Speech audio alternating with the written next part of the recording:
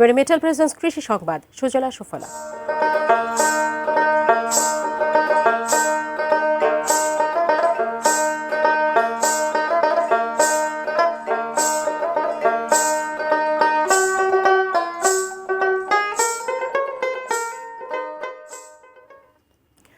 উন্নত জাতের গাভী লালন পালন করে আর্থিক সচ্ছলতার পথে কিশোরগঞ্জের ভৈরবের অনেক দরিদ্র পরিবার। গৃহিণীরাই পালন করছেন 2 থেকে 10টি গাভী। দুধ বিক্রি করে চলছে তাদের দৈনন্দিন খরচ। প্রতিনিধি মোহাম্মদ তুহিন মোল্লার পাঠানো তথ্য, ছবিতে ডেস্ক রিপোর্ট।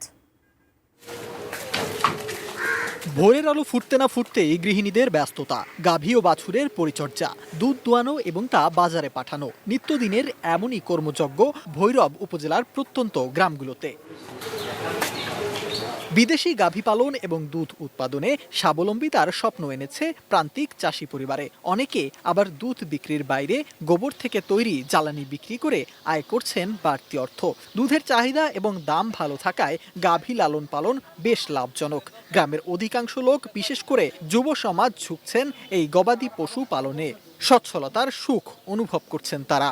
বর্তমানে আমার 4টি গাভী আছে এবং অনেক ভালোভাবে বিদেশের থেকে অনেক ভালো পয়সা ইনকাম হয়। এই জন্য আমি বিদেশ আর যাই না, দেশে আমি গরু পালন শুরু করি। আল্লাহর রহমতে আমি ভালো অবস্থানে আছি, আমার কোনো ঋণ নাই। গরু পাল্লা, গরুর দুধ বাজারে বিক্রি করে তারপরে আমার 4টা মেয়ের লেখাপড়ার খরচ চালাই, সংসারে একটু আয়ও হয়।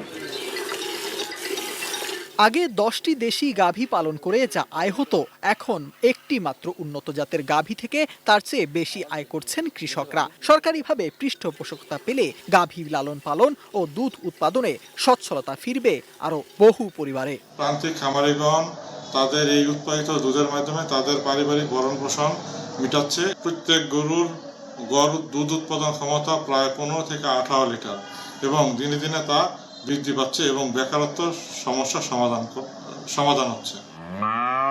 সিফাত Mahmud, desk report, ATN news.